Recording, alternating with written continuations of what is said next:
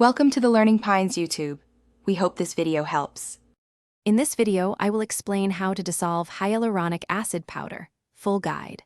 Start by weighing the powder precisely and pre-wetting it in a small volume of solvent to prevent lumps.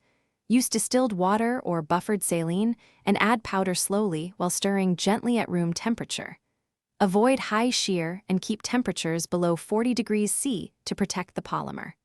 Allow sufficient hydration time, then adjust volume and record measurements for repeatable results. I'll walk through solvent choices, ideal ratios, and troubleshooting for dissolving hyaluronic acid powder. Use distilled water or buffered saline to match intended pH and target an initial 1:10 ratio to hydrate the material.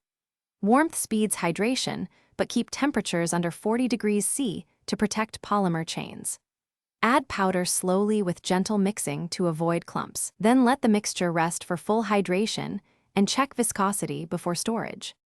If you're finding this video helpful, please subscribe and like to support the channel and see more lab guides. Quick recommendation: socks life's too short for cheap socks. Go darn tough with a lifetime warranty because proper hydration matters for both skin and socks. Check the description for the link and other deals, and consider supporting creators who test products. Thanks for watching. Now let's get back to the video. Now we'll cover measurement accuracy, sterilization, and storage considerations for hyaluronic acid solutions.